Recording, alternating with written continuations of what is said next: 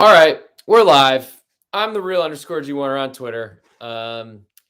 You might know me from college basketball podcast, but I've been trying to do these soccer ones. I don't know. I don't know if people care about international soccer. It's also like midnight Central Time, but I'm not gonna have time to do this during work tomorrow, so figured I'd jump in. Hopefully you guys like this. Send me a tweet. I don't know. I haven't done any after dark stuff. Usually I try to do it during the work day. There's a lot of soccer going on this week. International events, also weird Lyon, Marseille Liga match that's going to be played with no fans, I assume, because this is a replay of a match where Dimitri Payet got hit in the head with a water bottle and the guy got arrested and banned or whatever and killed my bet that I think was going to win that day. Whatever. That's a pick 'em. Don't know where it's being played. Probably some random probably like Troyes or something like that, like they did the last time this happened, because French football is now the hooligan sport, though it's clearly happened at Everton recently. So like it's all over the place now. Not sure there's a lot for me to do there. And I do love Liga, so I figured why not start this podcast with there. But not a lot to do at Pick'em for me. Would like for Marseille to become an underdog. But like ultimately, I think they're worse than Lyon, and I think that's probably where they're going to go. And I don't even know if I want to get involved in that. So, with that said, I'm going to go skip over to the World Cup qualifiers, because I think that's the most interesting thing. I wish there was way more coverage of that, but there's not a lot to do there, I guess, because some of these countries are really small and some of them are so bad at soccer. But I'm going to start with the Asian qualifiers, split into two groups. And Iran on 19 points, pretty impressive. Salam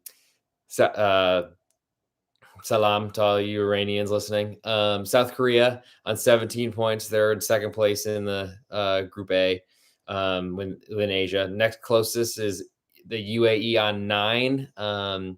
7 matches in of the 10 that are going to be played. So they can, if they win out, they might be able to catch Korea if they lose out, but that doesn't seem likely.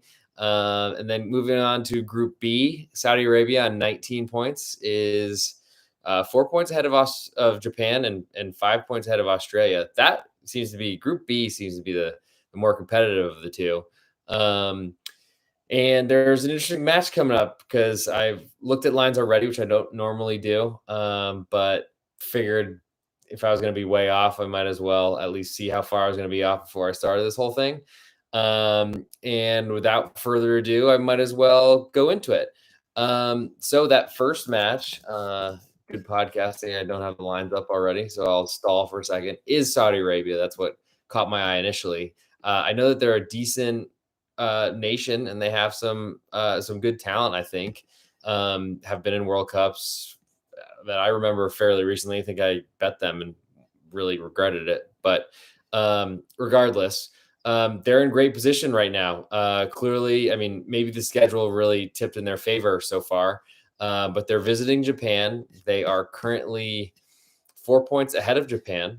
And on 7 matches played of the 10 that are going to be played, so that's 3 left.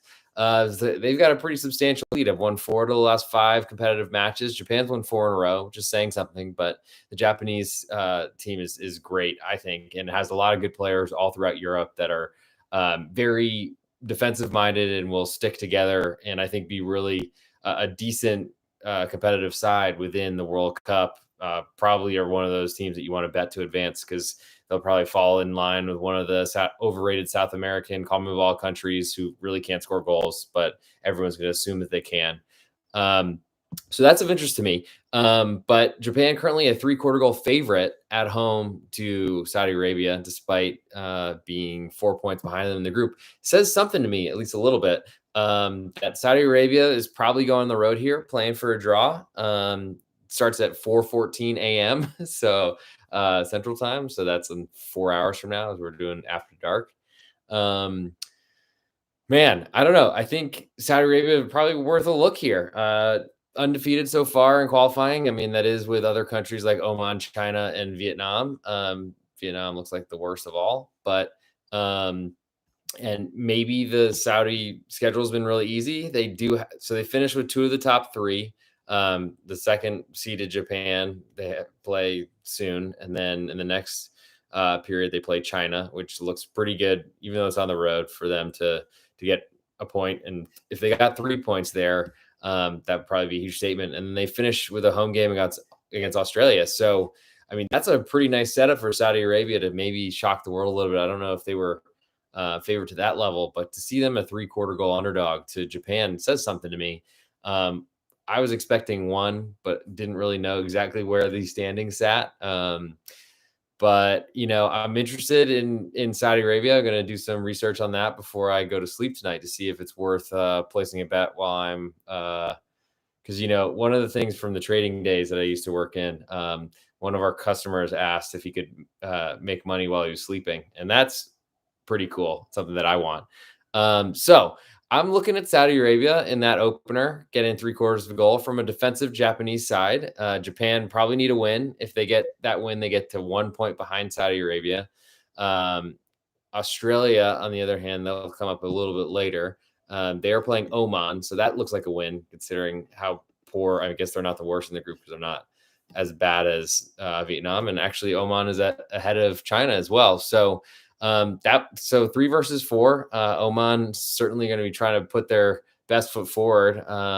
3 points there gets them to 10, still 4 behind Australia. So I don't know if that is really a realistic thing. And I don't think Australian soccer is great, but I do know that they have some decent players compared to Oman. So with all that said, in terms of interest in the Asian qualifiers, as we talked about, Group A is pretty much done, but I guess Iran and South Korea are going to play out the string.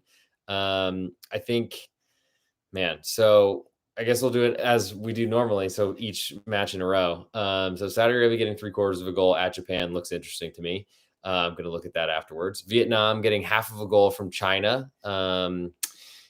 That looks like a barn burner, to say the least. Bottom and second bottom in Group B. But Vietnam getting half of a goal at home from China, who I don't think is the greatest soccer footballing nation. So what to say about that? Probably less is better. Lebanon, pick them to Iraq. I think Iraq has been pretty decent. They've got some or stronger lines than I was expecting. I mean, they're second bottom in Group A. 1 point behind Lebanon. So this is a big rivalry matchup to finish closer to the middle of the pack, I guess. And Pick'em at Lebanon says that Iraq are probably a better team. Most of or almost all the juice is on Lebanon, but they should probably be a quarter at home. No idea what the COVID regulations are, but move on to the next. Syria hosting South Korea. Currently Syria 1 goal underdog. They are the bottom, which is not a great sign. South Korea are probably fighting to try to win that top seed. And in another version of good podcasting, let's see how many teams make it to the World Cup. I think it's 4.5 slots. Okay. So, and apart from Qatar, so that's a good sign. I think that they're in pretty good shape, the top 2 in each of the groups, and I guess that 5th spot gets to a playoff. So I guess Iran have already clinched, so that probably speaks a little bit to it, qualified within this window. And it looks like, the CONMEBOL 5th place, so that's going to be a tough draw. So you want to, everyone wants an automatic berth, of course, but you definitely want to avoid South American team for sure. Looks like it will be, I guess 3rd place. So 3rd place is big in each of the groups, and then you have a playoff to get to that playoff. So that does mean that currently the UAE, they're 4 points up on, and then I guess Australia's 7 points up. So maybe Oman sees themselves of having a chance. Doesn't really look like that to me, but there's a big battle certainly between Japan and Australia to try to get that whatever seed it is to get 2nd place, to get an automatic berth. Okay, I've probably done way more than I planned to on the Asian qualifiers, but run through the rest. Iran already qualified, 3/4 goal favorite to UAE, which this one matters for the UAE, as just said. They probably want to go in there and get a draw. That'll put them on 10 points, and then they can fend off Lebanon and Iraq a little bit easier. Certainly a win would be huge. No points and Lebanon wins, they're only a 1 point lead. So that's a little bit nerve-wracking. It's back, but at least it's midnight, not midday.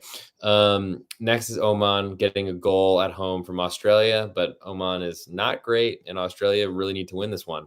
Um, that would be an interesting battle there, but I guess if Australia do lose, then that would probably cement them to hoping for the playoff spot, which would be tough. I guess depending on the Japan result against Saudi Arabia. So there we are. That's more than enough for the Asian qualifiers. I do think I'm going to look at Saudi Arabia before I go to sleep, and that will be that. Now moving to South America, which is there's a lot to unpack there with some crazy results.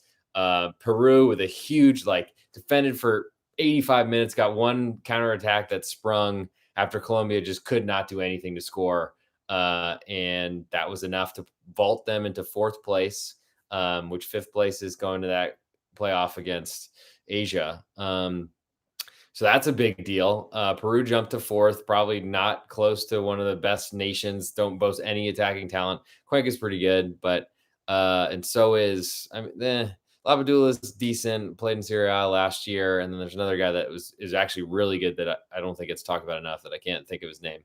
So it's partially my fault, but ultimately, so we got Brazil and Argentina, who I think have already qualified on 36 and 32. Ecuador on 24. Got a really good draw against Brazil coming from behind I think with 10 men, if I remember correctly, or Brazil had 10 men. A lot of red cards, a lot hard to remember. But that's great position for Ecuador. Good for you to my homies there. Congratulations, Ale. That's a big deal. And to your baby, hopefully you guys can go to Qatar and I'll meet you there. From there, though, the gauntlet is out. Also to Jose, what's up? Next, I think we go to Peru on 20 on fourth place, Uruguay on 5th place on 19, Colombia 6th on 17, Chile on 16 and 7th, and Bolivia on 15 and 8th. Paraguay on 13 and 9th. I mean, it's not dead yet. There's still 3 matches to go, including Tuesday's slate. And a lot can happen here because 6 points would bring, I guess, Paraguay up to 5th. So that looks unlikely. But Bolivia and Chile at 15 on 16 could get 21. I mean, you never know. But that was a huge fall for Colombia, losing that match. And they're in big trouble, have won none of their last 5, lost 2 of their last 3. They are way too talented to be sitting 6th in CONMEBOL, but aren't even in a playoff spot right now. That would be insane. They probably, I think Uruguay or Colombia should get through, or even maybe Peru, the Australia or UAE that would make it out of Asia. But anyway, onto the lines. Bolivia are currently a pick'em to Chile at home with all the juice on Bolivia. So this is 8th place versus hosting 7th.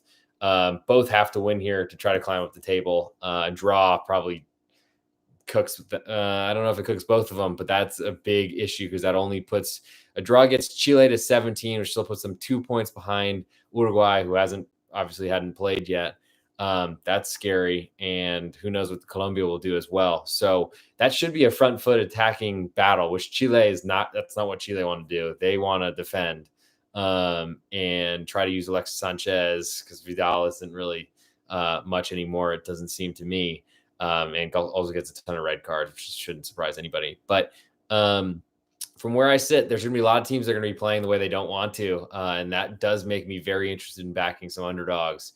Unfortunately, it won't really do that in this one. Maybe Bolivia climb to a favorite, but I think they'll be as attack-minded as possible. I mean, a gross performance at Venezuela and really stuck the knife in when Salomon Rondon, who can't finish a sandwich in the Premier League, had a hat trick against them. That was incredible. And also included one of the worst back passes to the goalkeeper, sold him so short. There wasn't even a foul. It was clearly intercepted by my boy, Darwin Machis. I got to say, have had really good luck with Granada and love that club and love that they still have him.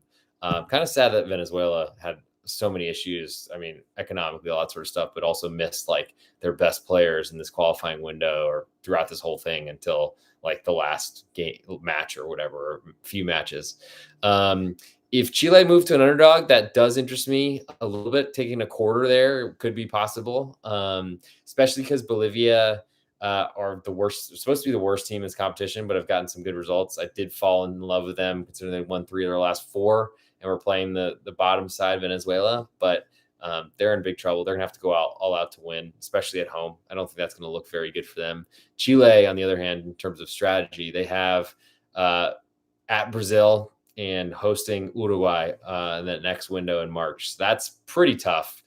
Yeah, I don't know how that's going to go. But, I mean, they're still in it. So they probably are looking at this as a must win, which doesn't really help playing a quarter of a goal because you're ultimately, I think you're getting paid when the draw hits because that's going to happen a lot of times rather than the underdog winning straight up. But, I mean, it pays you half your bet. So it's worth it to me. But who am I to turn down winners? But yeah, I don't know. Not the greatest setup either way. But ultimately, I would think that Chile are a lot stronger than Bolivia. Crowds haven't looked that intense in this competition, I got to say. And I think going against home favorites is a really good idea in terms of making money. And I think it's been pretty profitable in international play really this whole year or during this whole COVID environment experience, whatever you want to call it. Next is Uruguay hosting Venezuela. Currently Uruguay in 5th on 19. Venezuela still bottom on 10 points. Really, I mean, win out, get to 19. That's still would just barely tie Uruguay for the final playoff spot. So Venezuela's done. Got a good win, showed off in front of the crowd. Got 4 goals, 3 from Salomon Rondon. Imagine he must be starting in this one for Uruguay. Uruguay bet against them also with Paraguay as road favorites. Uruguay did like one thing the whole day and kind of a turnover, but weird kind of like kick to midfield. And then Suarez got a little bit loose and great finish, which he does from time to time. Not much for Atletico Madrid so far this season, but good to see him do it for Uruguay because I do like them. Smaller nation, been there. Love Punta del Este. Go if it's on your list in January. And en enero es el tiempo perfecto. But I think from where I sit with Uruguay, they have a big name player all over the pitch, really, because you have Suarez and you have Cavani coming on if they need goals or maybe substituting for each other. Suarez usually plays the whole time, but the rest of Uruguay, not great offensively, not great creating, are a good defense and would like them if they do make it to the World Cup against the bigger sides. But I think they still have enough of a name value that people still think they're good, and I don't.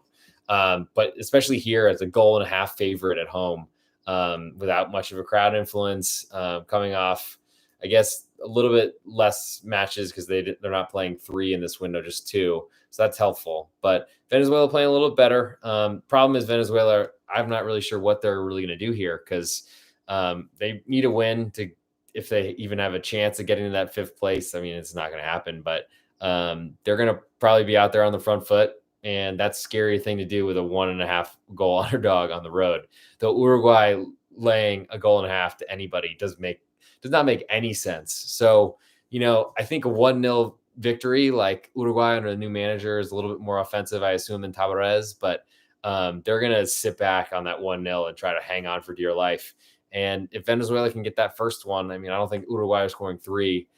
Maybe they get 2 and really screw you, but I mean, and maybe this one hits 1 3/4 where you get half of your money back if they lose by 2 goals. I mean, I think as always, if you've been tuning into these things, I'll be interested in Venezuela for sure. Don't really want to lose on and then or against and then on Venezuela in the same window, but that's where we're at right now. Argentina then hosting Colombia. Colombia is a 0.5 goal underdog on the road and are in big trouble. I mean, 1 point gets them to 18. They're still 1 behind 5th place. And who knows, with Uruguay potentially climbing to 22 and Peru to come up later. I mean, that's not great. I would think that Colombia is going to have to be aggressive and try to score goals, but they haven't been able to do that even like against a low block that Peru employed. Haven't been able to score goals against anybody. Against Ecuador, not really. So I don't really know what to expect there, but Colombia are a much better team than they have shown. Messi played today for PSG, did absolutely nothing because he's like about as washed as possible, as I could possibly say it. I know it's sacrilege considering, especially that he won the Copa America, and what a joke winning the Ballon d'Or, like clown shoes, whoever votes for that thing. But who knows what Argentina's motivation is here? I mean, they still named a pretty good squad, even though they've clinched, and I don't think there's any matter to them to get second versus third, maybe in a different pot in the World Cup seating. So that maybe does matter a little bit, but who knows? Gauging their motivation is tough. Didn't see a lot of their match. I think they beat Chile 2-1, but have won 4 out of 5, are undefeated so far. So Colombia got their work cut out for them. Maybe 1 point is looked at on the road as something good here, but I don't think that's enough for them. I think they're going to be on the front foot trying to score goals, and that leaves them open to a counterattack on what should be a pretty good Argentina side because they're awesome and very deep. And that just worries me about potentially backing Colombia as an underdog, is that they really need 3 points. I guess if they're on 18, they could get passed by Chile. Uruguay probably gets 22. They'll be 2 points behind Peru if they don't get anything from their match. I don't know. It makes me think that they're going to be far too aggressive for me to back them as a half a goal underdog on the road at Argentina. Next, Brazil hosting Paraguay. Brazil clinched. Paraguay on 13 points. Probably see some possibility if they win their last 3 to get to 22 points. It still seems a little bit far-fetched to me, especially going to Brazil and winning. Currently a 1.5 underdogs, Paraguay. And it seems like they're pretty good defensively and can hang around with teams. But I don't know. Can they hang with Brazil, whose backups are better than the Paraguay starters? And their backups are probably better. So that's tough, especially Paraguay knowing they need to win. That tells me they're going to be pretty aggressive, which they probably can't be. They'll probably be as conservative as possible, try to nick a goal for the first 75 minutes and then go all out, which, I mean, Brazil could score 3 goals in a minute basically against that team. But I think on a 1.5, probably not much for me to do there, though clearly lean the underdog because I don't play favorites in this sport. Peru then hosting Ecuador, and this is probably the most interesting. Peru, a quarter goal favorite at home. Ecuador currently 3rd, Peru 4th. So with 3 matches to go, Ecuador get a draw here on the road at Peru, which would pay out the underdog bet, at least half of it. That puts them on 25 points, Peru on 21. So they got a 4-point lead, and Ecuador finish up with Paraguay and on the road, and then at Argentina. On the road at Paraguay, and then at home in Quito for Argentina, which is a pretty good setup coming through, considering Argentina's nothing to play for. Paraguay might be dead by then. That's pretty nice, especially for a team that I don't think a lot of people were expecting or tipping to get out of the group, or at least comfortably. I don't think anyone was expecting that. So Ecuador probably can play defensively, though Peru, really, that's how they want to play. So it's going to be who's going to have possession here. It's a race to see who wants to have the ball less. I think Ecuador probably will control more of the ball and as an underdog, even on the road, but I don't think there's going to be a lot in Lima, most likely, where that match will be played. That makes me think that Ecuador is probably going to be a closing underdog with more possession, and that's usually a good spot to be if you're betting soccer, because you want more of the ball, gives you more chances for penalty kicks, and who knows what the CONMEBOL refs will do. But also, what's up, my Hitafe jersey? They're actually playing well, so I can break this out now.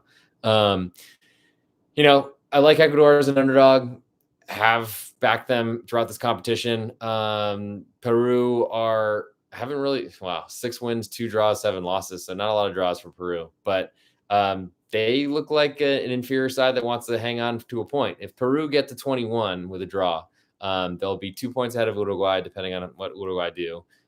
Potentially, so they're worried about the chasing pack with Uruguay and Colombia getting wins, Chile potentially as well. Though the only team that could pass them if Peru draw is Uruguay, and that would put Peru in the playoff spot. So in terms of motivation, I think that they do play defensively here, knowing that Ecuador is ahead of them in the table and are more talented, have better players. Stupinjan's scary on the wing, or wing back, I guess, but definitely on his left foot is scary. Peru finish at Uruguay and then at home for Paraguay. So that probably is a big biggie when they go to Uruguay. If they're ahead of them, they play for a draw, and I think that's how they are going to play this whole time. That's what they've done so far. Whenever I've watched them, for the most part. So I think that could be one of those 0-0 stalemates, which nothing better than backing a dog when nobody even scores. Have overtime. It's like the greatest invention in sport, I think, or at least betting sport. So I think I'm very interested in Ecuador, and I think that will close off my CONMEBOL reading for today. So now, last but not least, going to CONCACAF, where I can't wait to start talking about the USA, who are the biggest favorites every time they play. Like most of the sports books, Americans are rich and like to gamble their money away. I guess I should just bet against the USA every time. I don't have a really great track record of making that happen, but the USA offense is like an absolute joke. Didn't lose, or they were close it a pick 'em to Canada on the road. So that like not much for me to do there as an underdog, but I mean, what a disastrous performance. Pepe not playing, like Berhalter, hilarious. I'm hoping there's an injury involved, but he played a lot of the second half. It looked like to me after they started Jazzy Sardes. Anyway, I'm not even on the USA yet, but what a joke. So looking at CONCACAF standings, I mean, Canada in first, undefeated on 22 points is hilarious, and literally no one can catch them even with a victory. We're 10 matches played out of 14, so I mean, still a lot left to go. But they're in great position. Top four, because fourth place is a playoff spot. That's where you want to avoid. Canada's 5 up on that. It's huge. But anyway, first match is Jamaica hosting Costa Rica. Costa Rica with a good 0-0 draw at Mexico, who's another joke. CONCACAF might get nobody out of the World Cup group stage, and I think I'm going to look to try to bet that. I hope there's some good odds on that, but maybe everyone's going to figure that out by then. Anyway, Costa Rica slight, or I guess pick them, but they have all the juice right now. Jamaica just are now in 7th place after El Salvador won at Honduras. And Costa Rica, they're going to be in a position where they know they need to win this match because they're on 13 points. If they get 3 points there, they get to 16, and they'll only be 1 point behind Panama, depending on their result. And there's still 3 matches after this one. So they're going to be on the front foot. Jamaica, Mikel Antonio scoring, which is great for him and making himself feel good or whatever. But what a waste of time, like joining the Jamaica national team, giving up. I guess he wasn't going to play for England, so whatever. But like halfway through, decided, yeah, I'm going to go be Jamaican. I know he qualified, whatever. But kind of funny. Jamaica on 7 points. They went out next 3. They get to 19, so they probably still believe they have a chance. They're going to be on the front foot. Costa Rica has Keylor Navas, who's great, but Blake is from the MLS is awesome as a keeper from Jamaica. He makes some incredible saves. Feel like plenty of teams in Europe could use him because there are some bad goalkeepers there. But whatever, he might be older. So anyway, not a lot for me to talk about. I pick them. Maybe this climbs to Costa Rica -1/4, and their road favorites doesn't look great. Brian Ruiz didn't start against Mexico because they knew they had to defend. Came on fairly early for an old man and is retiring after this window. Or after whatever this qualifying ends. So I don't know. As Costa Rica climbed to a quarter goal favorite, I mean, that does make me interested in Jamaica, especially because Costa Rica, I don't know that they have that great of an offense. Campbell's pretty good, and they have more. Los Ticos are better than I think you'd expect. Jamaica have some good names, but they're really good at stepping over the ball and kicking the other guys, maybe because they're too tall and getting red cards. And with VAR and it working now, that's not a good sign. But I guess I'll have some interest in them as an underdog if it climbs to a quarter, but I'm kind of hoping it doesn't because I don't want to lose money on the Reggae Boys. Next is the aforementioned U.S. hosting Honduras, currently 1 3/4 goal favorites. Honduras with a tough loss at home as a favorite to El Salvador, which keeps them bottom 3 points, and it's going to be tough for them to even jump Jamaica. So they look like one of the more disappointing. Don't know if their manager got fired already. I think he did, but yeah, they're not doing great to say the least. -14 goal differential in 10 games, pretty tough to do against CONCACAF when nobody can score. But 5 goals scored in 10 matches, not great. So they're probably looking to try to keep a clean sheet? Do they care about defending and sitting the low block the whole time? I mean, they made it tough on the U.S. the first time they played. I think took a lead, but that didn't last for too long. And the U.S. should be pretty pissed. But Timothy Weah, who knows if he's available? I mean, he wasn't able to travel to Canada, but probably should be available for this one. And he's important because he's a great wing player for them. Pulisic is a disaster. McKennie's a shorter guy that gets headers in the box, I guess. And that's the only way he scores. But like Pepe's not playing and hasn't been playing great either, or getting much run at Augsburg, and that move probably was challenging for him as a young guy, but whatever. Definitely lean to Honduras getting 1 3/4. Maybe this climbs to 2, and I'm gonna have a real tough time avoiding going against the US with a 2-0 loss being a push. Because 1-0 serves the USA purpose. They want to get as much room between them and in fourth place, though, Panama, so that's important. Who had a good comeback win against Jamaica. But it's not done yet. We might be in a playoff. That'd be hilarious. I mean, we have so much talent, but no one's any good. So maybe we don't have any talent. And Gio Reyna's been hurt for so long. So we'll see if we get +2. El Salvador hosting Canada, getting half of a goal. Canada, you got to be impressed how they got here. The manager seems to know what he's doing. Maybe it's taking advantage of CONCACAF just being a hellhole. Almost swore, but didn't.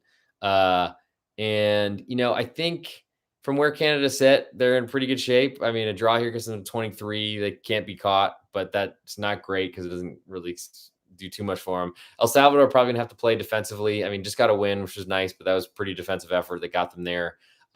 They're 8 points behind the playoffs, so 4 matches, that's probably hard to do, but they're, as a small nation, I think really happy to be even where they are. So I think there'll be a lot of pride there to play defensively and try to shut down the Canadian offense. It's been better than I think most people have. Kyle Laren's been great. No Davies, I don't think, but ultimately that hasn't really stopped them. They're at the 1 seed. It's incredible. And as a half a goal underdog at home, El Salvador probably trying to play for 0-0, try to get as many points on the board as possible. Maybe they have dreams of winning and winning out and trying to get to 14 matches, 22, or excuse me, they get 12 more points on 21 points. I mean, they probably don't think they're dead. So maybe they're a little more aggressive than I thought, but I think ultimately the size of the nations and kind of who's on the Canadian roster really don't want to be against Jonathan David getting only half of a goal on such a small nation. But I guess that's where I lean as a home dog. Crowd should be pretty good. Doubt they have any sort of COVID restrictions because they certainly didn't when the U.S. were there whenever they played. So that's, I guess, of interest to me. I'm talking myself into everything maybe because it's super late at night. But and then last but not least, we have the Mexicans -1.5 at home against Panama. I mean, I don't know how many times Irving Lozano can head the ball into like the corner flag instead of at the goal, but that was pretty obscene. I mean, he's really good for Napoli at times when he's rolling, and when they're rolling, he's really good. But really different Mexican team. I'm shocked their manager's still there. I know they love firing them, so I don't know why they stopped. Panama with a good come from behind victory against Jamaica, and that puts them in great shape. Only 1 point behind Mexico. They're on the road, and in terms of what Panama has left, they host Honduras. That looks pretty good. They go to the U.S. I mean, that's probably one of the bigger challenges left. I mean, these 2 matches at Mexico and at the U.S. are tough. And they host Canada. So Panama doesn't have an easy stretch. They're going to have to get 3 points at Honduras and then hope that's enough. But they're in a playoff spot, which might be okay for them. I think, let's see. So they're 1 point behind Mexico. A draw here, and they're still in striking distance, and go get 3 points against Honduras, and maybe other teams fall apart. I mean, not hard to believe that's going to happen. So I don't blame them for being pretty happy to go to Estadio Azteca and trying to get a 0-0 draw. And that'll pay quite handily, as will a 1-0 loss. It won't be good for them, and you have to dodge that late goal for sure. But I don't know why I'd believe that Mexico can score. I mean, they had a miraculous, after falling behind to 10 men Jamaica. I mean, incredible. They got 2 late goals to win. But that performance against Costa Rica and probably our better defensive side than Panama. But ultimately, Panama's ahead of them in the in the table right now. They did lose to Costa Rica, the first match in this window. So there's some leg issues and all that sort of stuff as well. But I see no reason to avoid going against Mexico, getting a goal and a half. Current juice is really high on Panama, but Mexico should be catching money, I think, until the kickoff. And if this falls to 1.25, you win half a bet if they lose 1-0. And 0-0, I think, is a real possibility. And that's if Panama can't somehow find a way into the net. So I think that'll kind of wrap up what I've put together. Late night with the real G Warner, the real underscore. Don't forget the underscore. Late night with the real underscore G Warner on Twitter. Got any questions, things you want to throw at me? We're now on Instagram. I am now on Instagram. Twitter, as always, the real underscore G Warner there. StreamYard, if you can do it, I don't know. And then I have a YouTube page, but no one goes there. So I don't even know why I'm doing it that, but why not see if I can get 1,000 subscribers? I probably need 1,000 to get there. But anyway, thanks for watching. Hope this was somewhat entertaining, and let's make some money tomorrow. Bye.